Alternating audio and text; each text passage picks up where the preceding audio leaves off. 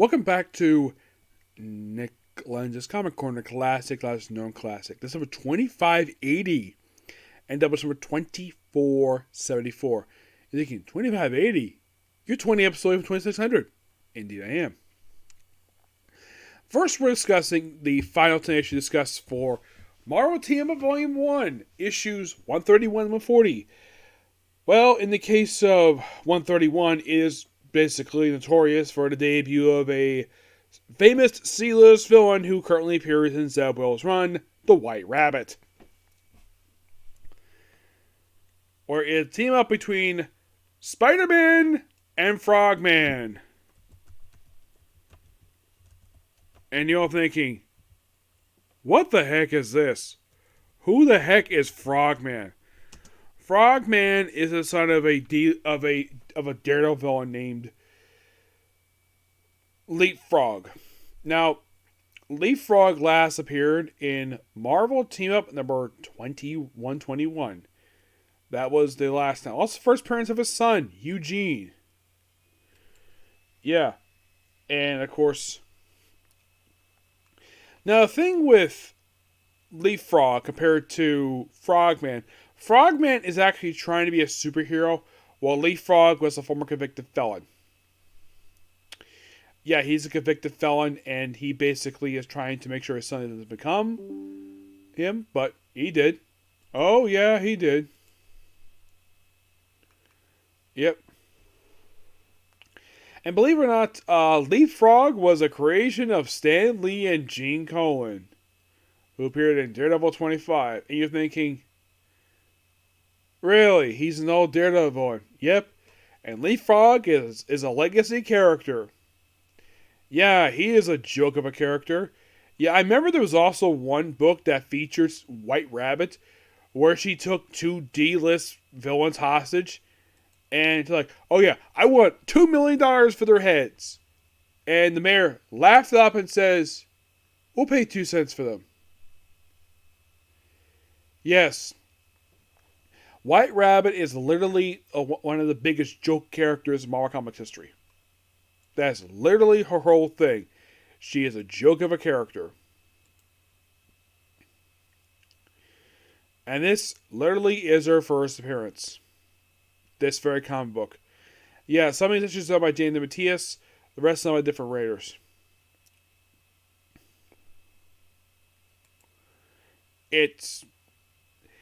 Here's the thing about her. After this one issue, she next appears in Circus Spider-Man 185, which comes out in 1982. This came out in 1983, so she's not returned for 9 years. And get this.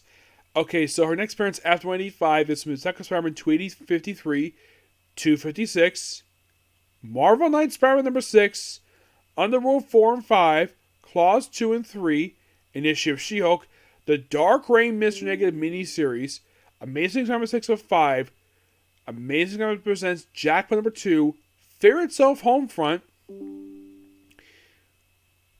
the Wolverine and Black Cat Cause 2, the first and third issue, Amazing Spider-Man 668, 689, 699, Spirit Spider number 4, Marvel Knight Spider-Man Volume number 5, Amazing Spider-Man Volume 3 number 1 to 16, and the annual for that book, Howard the Duck Volume number 4, Amazing Spider-Man Volume 3 number 20.1, Amazing Spider-Man Volume 4 number 1, a digital comic, Civil War 2 Kingdom number 2, Spider-Man / Deadpool number 9, Deadpool Back in Black number 3, Amazing Spider-Man Volume 425, Generation X Volume 2 number 6, Daredevil number 607, Amazing Spider-Man Volume 5 issues 6, 7, 16 through 20, 20.8U, also appearing basically from 21 to basically 28, yeah, 21 28, Miss Marvel Annual, Unstoppable Wasp,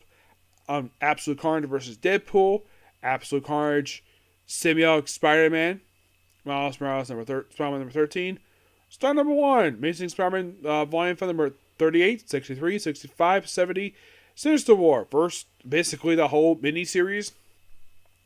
The opening 5 issues of this current volume Amazing Spider-Man, Marvel Voices Pride number 1. Amazing Spider-Man Volume 6 number 19, 20, 31, 39 to 42.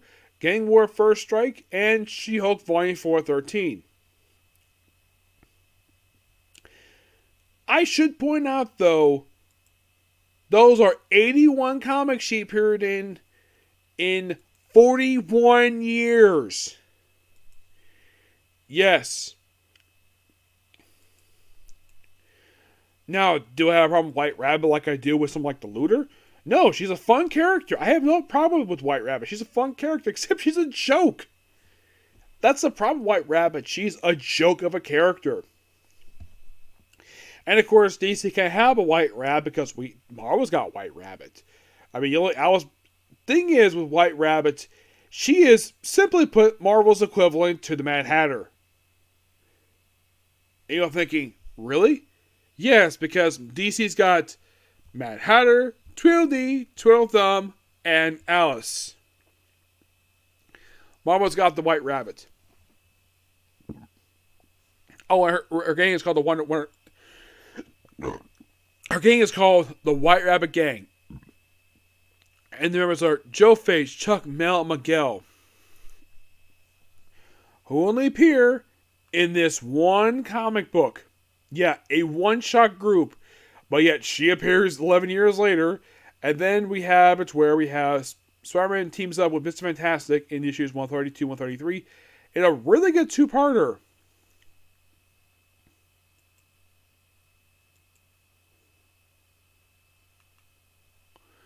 Yeah, where the villain of this book is Larry Elker.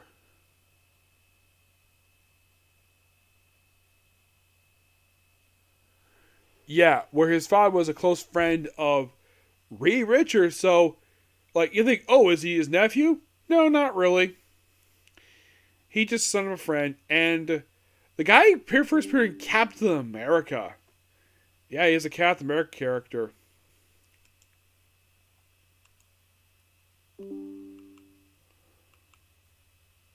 Here's the thing.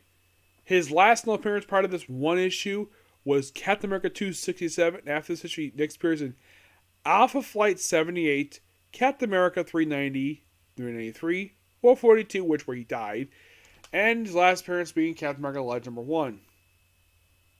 And that's it for him. Yeah, it turns out he was brainwashed by Dr. Faustus. And you're thinking, wait a minute, Mr. Fantastic take on a Captain America like Dr. Faustus, who last appeared back in Captain America 236 in 1979. Yeah.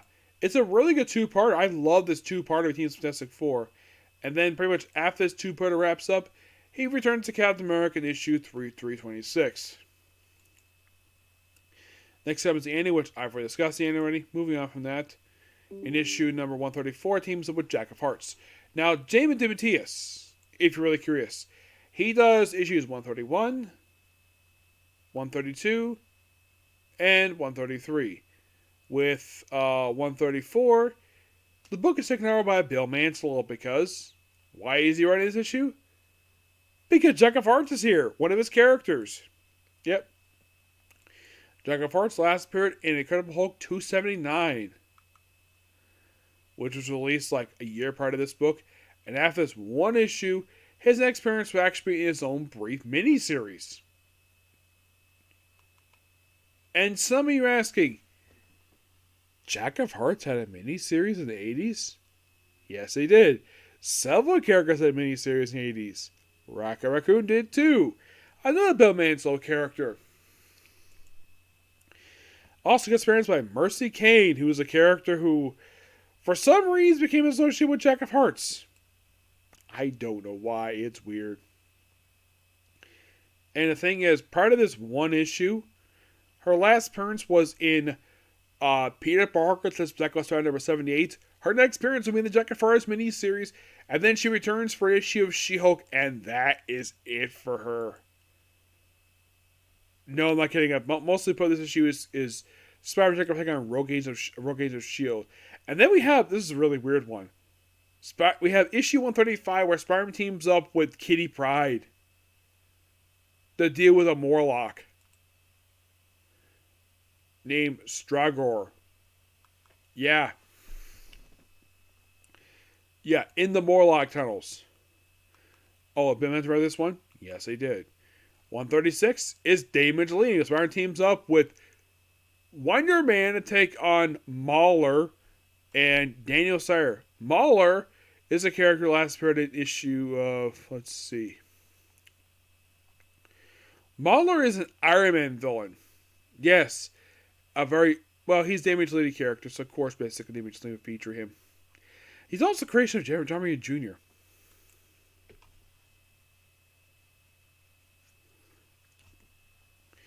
Yep, and here's the thing. His last appearance was in Iron Man 156. In the next appearance, Peter Parker as Spider-Man 122, and he returns to Spider-Man. Wonder Man himself last appeared in Marvel Fanfare number 24. His next appearance would be in Avengers 239, where he guest on the late night show. And then we have the weirdest issue of the whole series, 137. We have Aunt May as a Herald of Galactus known as Golden Odie, teaming with Franklin Richards. And this whole issue is a joke. It's a Sister Edwards month, but it's hilarious. It's done by Michael Carlin with Greg LaRocque on the artwork. It is a hilariously bad issue. 138 is basically Spider-Man team up with Sandman to take on the Enforcers. Yep, the Enforcers. Which basically most of the members include, they added 2 new members, Hammer Henderson and Snake Morrison. This issue is noteworthy for the debut of the Ranger. Yep. A character who got killed off in the issue of Peter Parker. Speckle Spider-Man. He appears in this issue in course 141. He later becomes a recurring villain, basically. So with him, he's kind of like done. I pretty much talked about all his appearances already, so yeah. Hammer Henderson, who is a character from Machine Man.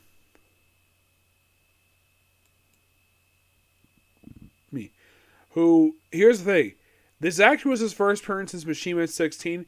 His next appearance not being until Amazing Spider-Man Volume 3, number 18.1. And then he appears in Moon Knight. And then he disappears from the comics. The other guy is Snake Morrison, another character from Machine Man.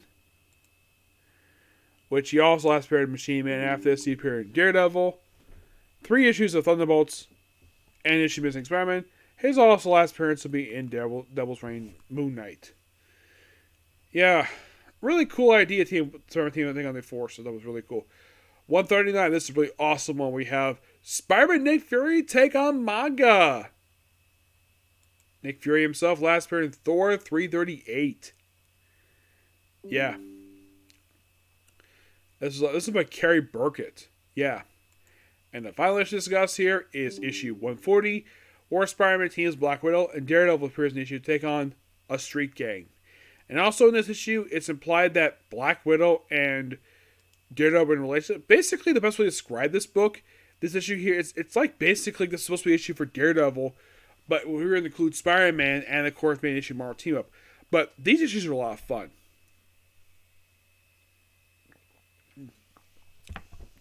Excuse me. I'm going to give these 10 issues, a 10 out of 10. Final thoughts on Marvel Team Up Volume 1. Yes, with these issues here, I am done reviewing Volume 1. Absolutely amazing book. Very unforgettable issues. I had a lot of fun reviewing this. Starting off with the Marvel Masterworks books, and eventually moving to solo books. And lucky enough, I reviewed the last issue already, so I wasn't really worried about it. But this book was a lot of fun to review this volume. But next, Marvel Team Up will be Volume 2. Except this will be really short. Why? Because the second volume has got 11 issues, and I review over 2 issues ready for it. You'll find reasons why I talk about it. All right, next up we have is a brand new book discussed here. The book that replaced Spider-Woman, Nova. Yep, Nova. A.k.a. Nova the Human Rocket. Yep, this book collects the first 12 issues of its ongoing series, plus the issue of Amazing Spider-Man 171. That issue, along with Nova, I've already discussed already. It is mostly put for that one, just basically Nova investigating the death of his uncle and Spider-Man's involved. Now, the thing with Nova is, you see his first issue, it's kind of a partial ripoff of Green Lantern. Because, mostly put, this is the debut of Richard Rider, a.k.a. the original Nova. Well, first one to get a comic anyways. They had another guy appear for him, named Dell, I think his name is. He actually was Nova Prime. He dies in this issue, giving his power to Richard Rider. And over the course of the first 9 issues of the book, he kind of gets his own rogues gallery. Because people like Condor, Diamond Head, and Condor. It was Condor, Diamond, and it was like one other character.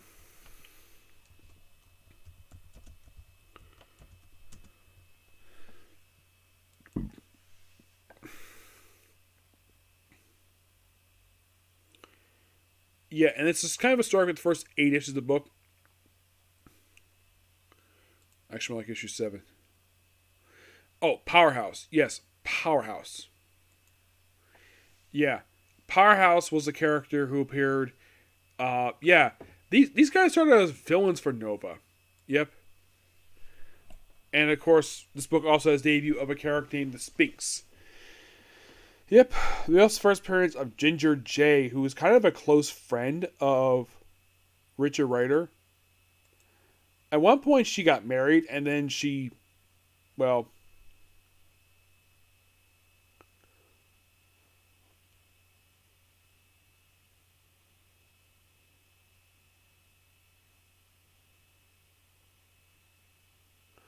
yeah. And the thing with Ginger is she's basically kind of Richard's first girlfriend, and she appears. She's basically a supporting character in pretty much almost his entire first volume. With the exception of like a couple issues. Mm-hmm. Yeah, she's basically his love interest. The way the book was written, when I was reading it originally years ago, it seems like Ginger was just a close friend of Richard Rider's, and they were hinted they were a relationship, but never went anywhere at all until they really got married. Oh, the guy's name was Roman Day, who actually appeared in the MCU, by the way. Yes. And he died in the opening issue.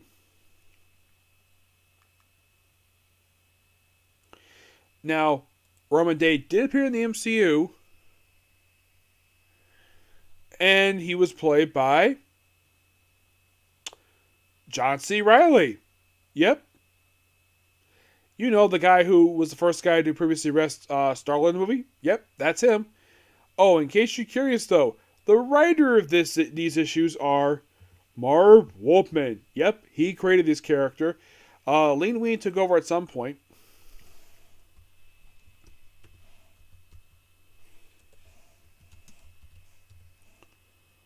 Yeah.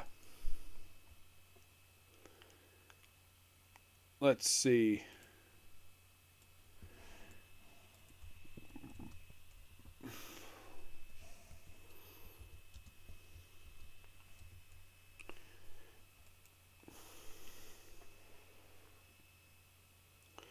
By the way, Marv Wolfman is 77. Yes, seriously, that's how old he is. Okay, he does Nova for the entire volume. Leen Wein is also credited as a co-writer in the book.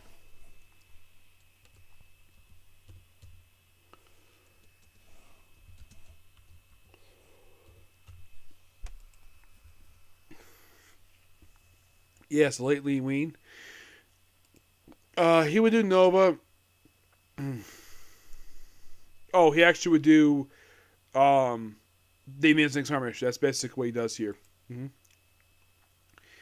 Yeah, and issue 1, of course, debuted Nova, himself, his parents, his brother, and a guy named Zor the Conqueror, who actually is mentioned in a later issue. I think he's mentioned issue number 8, I think it was basically we went to Nova's spaceship. Yeah, Nova's spaceship. Yep. The Nova Prime ship, which is the first time it appeared in the book in issue 1. Yeah, they found it basically in this space area, and it had been there for a bit, and Nova took control of it and came back to Earth to deal with bad guys. Also, when the police first met him, they demanded he take off his mask and tell him who he really is. Now I'm thinking, really, Marv Wolfman? Why the heck would you write the police that way for?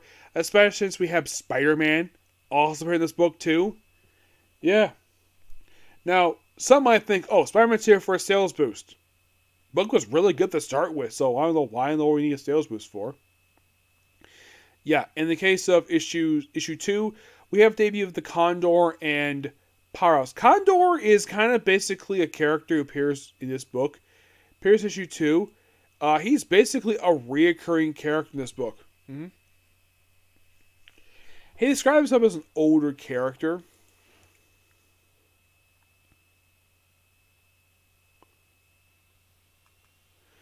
Yeah, and he's basically a recurring character around the first, from issues 2 through 10. He doesn't appear in the book until the penultimate issue.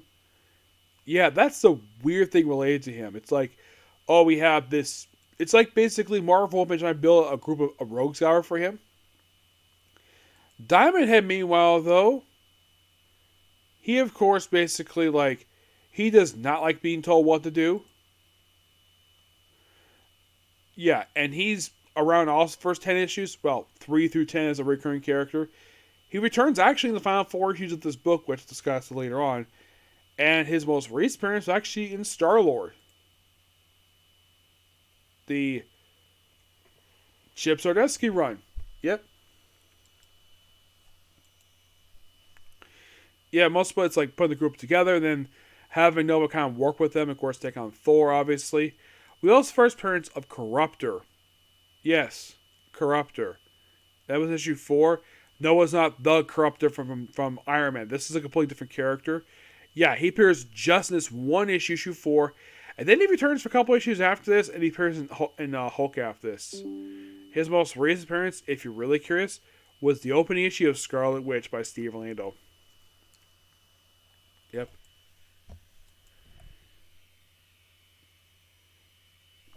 Issue 5. He takes on Hulk villain Tyrannus, who claimed he was a Roman emperor. Yeah, he takes him on for this issue and the following issue.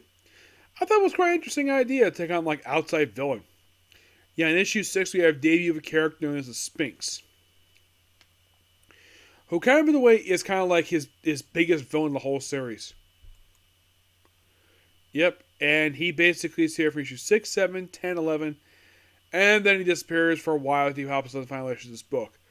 And his most recent appearance? The Howling Commandos of S.H.I.E.L.D. book. Yep, that's where he returned. Yep. Yeah, and I love the fact that each issue was a multi-part story. Yeah, it was awesome. We also take on Moses Ramses II. Yeah. Basically, there was a flashback because he deals with 8 because he goes to New York. Issue 7. Basically, no from a small town. Issue number 9, we have debut of Magman. Yes. Yeah, he was a character who kind of in a way who would return to issue 3. Yeah, he was a briefly recurring character in this book. Yeah, and we see his nephew appear here. His wife was surprised if he was even alive. But here's the shocking thing about him. After this issue 9, he's not sitting into Quasar 16. Appears in the opening first annual for New Warriors. His last appearance was in the first issue of Noah Volume 3. Yep. Yeah, Zor the Conqueror. Yeah, he returns kind of in a way in this book. Yeah, he appears in issue 8 and does not pop again until first issue of New Warriors. Yep. After wrapping him up his story, and in issue 10, we deal with Return of the Villains. Yeah, it's basically, let's have basically Notify his villain issue 11, 10, and 11, and we kind of wrap it up there because 12 is basically the crossover with Amazing Spider-Man. But this book is awesome. Really good. I had a lot from this book. Now, some of you might be asking, like Sphinx, Condor, Powerhouse, and Diamond Head. These 4 bad guys of Nova. Sphinx kind of is known the very day, but the other 4, some people are like, who? Who are these guys? Well, check this book out. You might like it. I mean, people know who Richard Rider is. Yeah, people know who he is because he's still around. Despite him being dead for about 4 or 5 years, but people still know him. He's a popular character still this very day. As a matter of fact, when I started reading comics, which, fun fact, this year marks 20 years since I started getting into comics. Yep, 20 years. Wow. Who would have thunk that? 20 years this year, I've been reading comic books. And I've been reviewing comics now for, oh my gosh, reading trades now for 10 years. Like, oh my gosh, 11 years now of viewing comics. It's so interesting the fact it's like that. Yeah, but Nova, I remember reading Nova in the Essential Nova books originally, and I came across this classic which published them in color. Now, there was only one Essential Nova ever released because that book collected the entire first volume plus the one issue Amazing Spider-Man that I crossed them with, and that was it. Now, this book does collect all those issues too, but also collects the issues of Fantastic Four which wrap up the plot threads in this book, which I'll discuss in the future. And Nova's sticking around for a while. Now, the thing with Nova is his volumes are not very long. Once you get through the Nova Classic, there are about 3 more volumes to discuss. Actually, 4. There is, of course, Volume 2, which I'll be partially talking about that, or I'll be talking about New Warriors. There is Volume 3, which is really short. Volume 4 is a little bit left, and Volume 7. And that's it. Out of these 7 volumes, I've only finished reading 2, 5 and 6. You're thinking, wait, 5 and 6, are those the Sam Alexander runs? Yes, they are. But last time I reviewed Richard Rider was actually a complete classic of the Dan Abnett and Atlantis run. It was actually the second book for that one. I'm going to check it out. I'm going to find, when I go to Make Orlando next week, I'm hopefully going to get a chance to find that first book for that one. And hopefully at a cheap price because I like getting trades like $5. Yep. But give a double classic a 10 out of 10. Okay, so that's pretty much it, particular view. Take a break and read some more trades. Okay, next view. Bye.